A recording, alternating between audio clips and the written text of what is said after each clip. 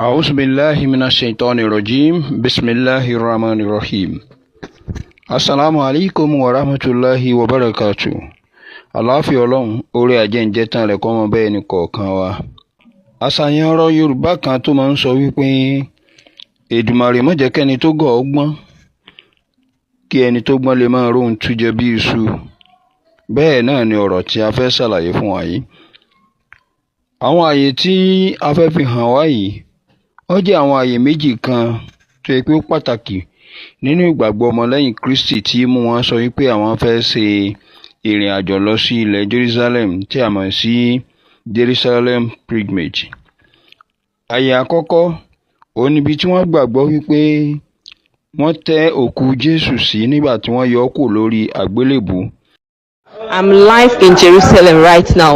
This particular place that you are seeing now is the tomb that they laid our Lord Jesus Christ before they buried him.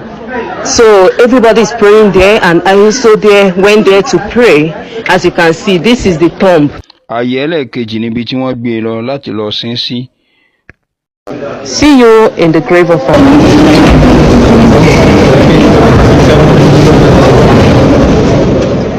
Ó jẹ́ àwọn àyè méjì kan tó yẹ pé ó pàtàkì nínú ìgbàgbọ́ ọmọlẹ́yìn Kristi pé àyè tó mọ́ jù òun náà ni àyè méjèèjì yìí.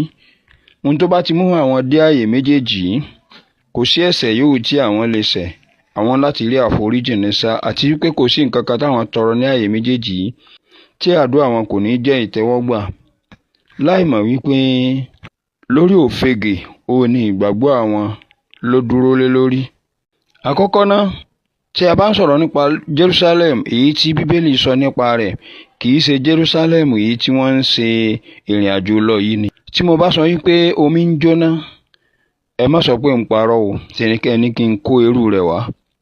Ànábì wa Musa alayhi salatu wa salam tí wọ́n ń pè ní Moses, òun náà lẹni tí Ọlọ́run rán láti kó àwọn ọmọ Israẹli tá a mọ̀ sí Jews, òun lọ́lọ́run rán láti kó wọn kúrò ní abẹ́ ọ̀jàgà Fáráò. Ó kó wọn lọ, ó kó wọn kọjá òkun pupa, ṣùgbọ́n kò rí wọn kó débì kankan tí ọlọ́jọ́ fi dé bá ànábì wa Musa. Lẹ́yìn ànábì Musa, wọ́n fọ́n káàkiri sínú gbogbo àwọn ẹ̀yà tó kù káàkiri lórílẹ̀ àgbáyé kó tó di pé ànábì wa Isa tí wọ́n ń pè ní Jésù alayhi salatu wa salam kó náà tó dé. Òun náà gbìyànjú láti ṣà wọ́n jọ bí ipá rẹ̀ ṣe mọ. Ìdí nìyí tó fi jẹ́ wípé ó máa ń sọ nínú ọ̀rọ̀ rẹ̀ wípé a kò rán mi bí kò ṣe pé àgùntàn ilẹ̀ Ísírẹ́lì tó sọnù lọ. Nínú akitiyan yìí, ó gbìyànjú, ó ṣà wọ́n jọ. Lẹ́yìn tí ànábì wa Isa alayhi salatu wa salam tó náà lọ tán, ìfọ́nká yìí tún bẹ̀ fún wọn, ṣùgbọ́n àárín ibi tí wọ́n bọ́ há sí jù òun náà ni àárín àwọn Europeans tí wọ́n sì ń ṣe àtùpó níbẹ̀, ṣùgbọ́n tí wọ́n ní ààyè tí wọ́n pàtó, wọ́n fákán sí àárín wọn ni. Nígbà tí ó di 1882, wọ́n sọ̀kalẹ̀ wá sí ilẹ̀ Palestine, ìyẹn ni pé wọ́n ṣe immigration wá sí ilẹ̀ Palestine nítorí ìdí mẹ́ta. Ìdí àkọ́kọ́ ni wípé àwọn European wọ́n bẹ̀rẹ̀ sí ní fi ìyà jẹ wọ́n ní ìyà tó ní agbára. Wọ́n bẹ̀rẹ̀ sí ní lé wọn pé kí wọ́n jáde kúrò nínú ìlú àwọn. Ìdí àkọ́kọ́ lélẹ́yìí.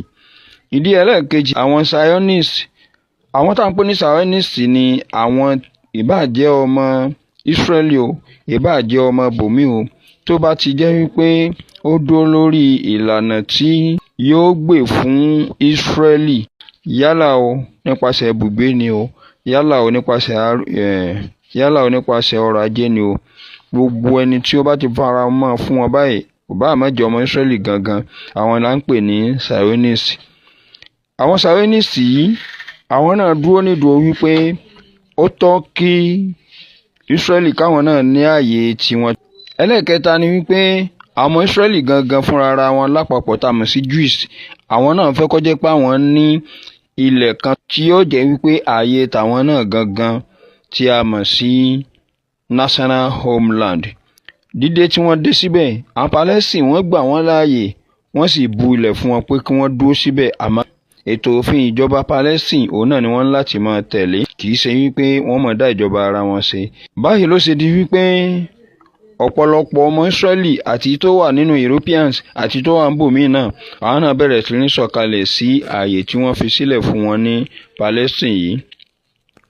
Nígbà tó di 1947, David Ben-Gurion tó jẹ́ gẹ́gẹ́ bí head of Jewish Agency ó gbé e jáde wípé àsìkò tó tí àwọn náà mọ̀ pé ilẹ̀ kan ní ilẹ̀ títàwọn náà wọ́n sì kílèmù ilẹ̀ tí Palestine tó fún wọn wípé òun láti jẹ́ ilẹ̀ tàwọn gangan, àwọn ò ní jẹ́ wípé ilẹ̀ Palestine yóò máa wá ṣe ìjọba lé àwọn lórí mọ́.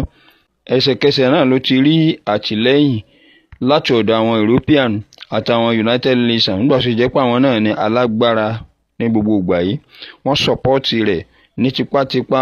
Wọ́n jogún ilẹ̀ tí àwọn Palestine tí wọ́n yá wọn lò yìí, wọ́n jogún ẹ̀ fún àwọn ọmọ Israeli pé permanently wọ́n kọ ọ́ lákọsílẹ̀ pé tiwọn ni yóò máa jẹ́. Eléyìí náà ni ó kọ́kọ́ fa ìbẹ̀rẹ̀ aáwọ̀ láàrin Palestine àti Israelite tàmọ̀ sí Jews. Nígbà tó di 1948, nígbà tó di ọjọ́ 15 oṣù karùn-ún ọdún 1948, wọ́n sáìn sí pé gbogbo ayé gbọ́dọ̀ fara mọ́ wípé àwọn ni wọ́n ní ilẹ̀ ibẹ̀. Àwọn náà sì já kúrò lábẹ́ Palestine, ó di pé àwọn náà ń ṣe ìjọba títara wọn fúnra ara wọn tí ó sì sẹ́ni tó tó bẹ́ẹ̀ tí ó yẹ̀ wọ́n ní ọwọ́ ẹ̀wò yìí. Eléyìí ni ìpìlẹ̀ Jerusalem ti òní tí a mọ̀ yìí pé àwọn Israeli ń kílèmù. Kò ń ṣe pé òun ni Jerusalem tàtijọ́, wọ́n ṣe immigration wá síbẹ̀ ni. Lẹ́yìn tí ààyè gbà wọ́n tán, ohun tí wọ́n mú lọ́kùnkúndùn láti máa fi ṣe ọrọ̀ ajé òun náà ni tourism tá a mọ̀ sí ìrìn àjò afẹ́. Wọ́n mọ̀ pé àwọn èèyàn dúdú pa fẹ́ràn ẹ̀sìn púpọ̀, a sì fẹ́ràn ìtànjẹ. Wọ́n láti kírètì àwọn ààyè méjì kan. Alákọ̀ọ́kọ́ ni wọ́n fi ibì kan ṣe wípé eléyìí ni ibi tí a tẹ́ Jésù Kristi sí lẹ́yìn tí wọ́n yọ kúrò lórí igi àgbélébù. Wọ́n sì tún kírètì ibòmíì wípé eléyìí la máa sọ fún àwọn èèyàn wípé ibí yìí ni tí a sin sí tí ó máa jẹ́ ibojì rẹ̀, tí gbogbo ọ̀pọ̀lọpọ̀ sì tẹ́wọ́ gbà á. In a Jerusalem that is not the Jerusalem of the Bible. Many years they only regrouped in 1947. Oh, go and read your history books. All Jews were scattered. That Jesus himself prophesied that no stone shall be left unturned, that all of these buildings will be pulled down, your enemies will come and overtake you, and that Jerusalem, that Israel, that Nazareth was destroyed and scattered for years, no in existence. When you now go to Israel and they take you to a place and they say the tomb of Jesus, they created it. That's not the real tomb for tourism, because Israel government survives on tourism. And since they know you are religious, you like religion too much, so they created sites that identifies with Bible sites. You will now go to Israel and be wailing and paying for what is not the original.